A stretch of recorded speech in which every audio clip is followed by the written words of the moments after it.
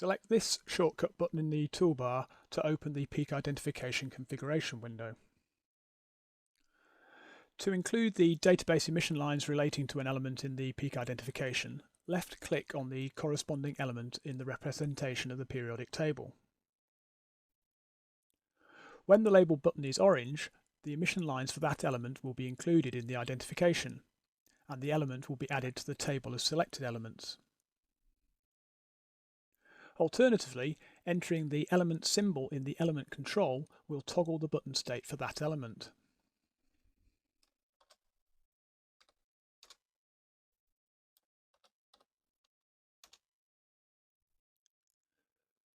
All elements can be selected easily by clicking on this button. Note that this process takes a few seconds to complete while the emission lines for all elements are loaded.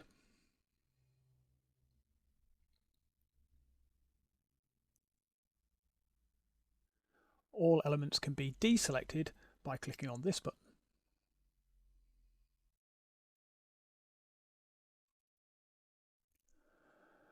The table of selected elements has 4 columns, one showing the element symbol, and one each relating to the emission lines pertaining to the neutrals, first ionics and higher ionics for that element. The elements are listed in alphabetical order.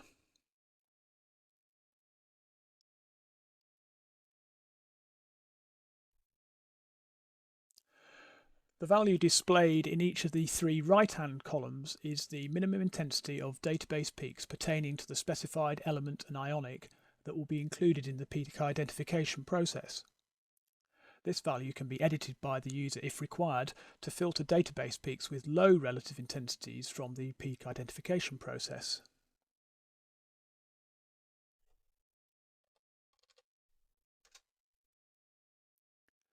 Note that hovering the mouse over a cell in the table will display the maximum relative intensity of peaks included in the database pertaining to the element and ionic specified by the cell, together with the wavelength of the peak with its maximum intensity.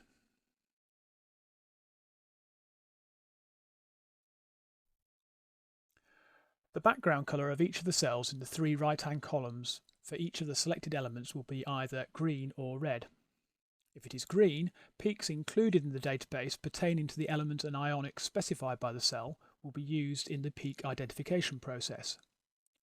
If it is red, these peaks in the database will be excluded from the peak identification.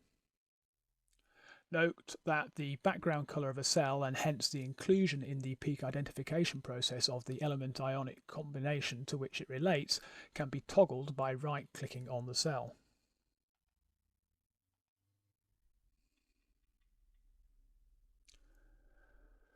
To the right of the table of selected elements are 3 checkboxes. These are used to specify which ionization states are automatically selected for inclusion in the peak identification process for newly selected elements. In addition, the user can specify a minimum intensity value that will be applied for newly selected elements.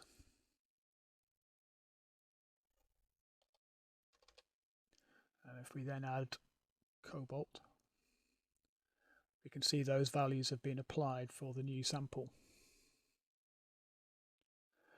Note that selecting this Apply to All button will apply the specified parameters to all of the currently selected elements.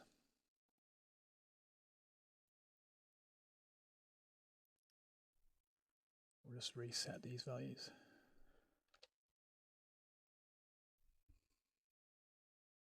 Also note that it is possible to save a specific configuration and then reload it at a later time using these 2 buttons here.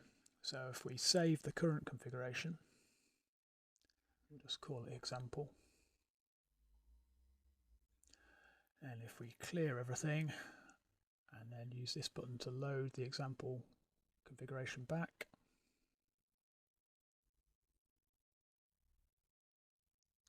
configuration is then restored. The peak window parameter is used by the peak detection algorithm, and a value of 2 is typically suitable for most spectra. Depending on the resolution of the spectrometer employed, however, the user will need to adjust this value to improve the performance of the algorithm.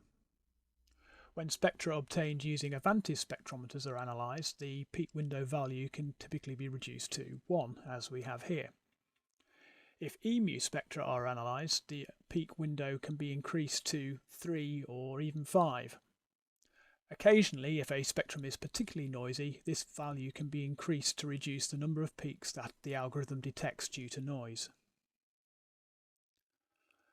The peak match tolerance specifies how closely the wavelength of a marked peak in the spectrum must match the wavelength of the emission lines listed in the database for it to be identified. The lower this value, the fewer emission lines in the database will be identified as matching a peak in the spectrum. The higher this value, the more lines in the database will be identified, perhaps erroneously, as matching a peak in the spectrum. This value should be adjusted as required, and the optimum value will again depend on the spectrometer used to acquire the spectra. Typical values for Avantis spectrometers are 0.1 to 0.2 nanometers, as we have here. And due to the higher resolution, typical values for the EMU spectrometer are 0.01 to 0.02 nanometers. The emission lines in the Libsoft database can be displayed either on their own or overlaid on the spectrum to be analysed. This is described in a separate video. However, the Annotate NIST lines checkbox determines whether the displayed lines are labelled with the element and wavelength to which they correspond, or are left unannotated in either case.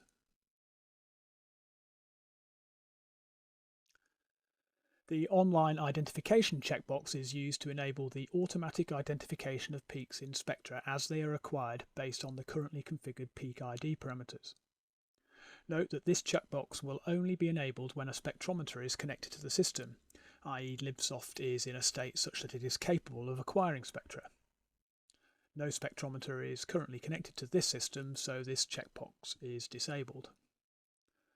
Online peak identification is described in a separate video.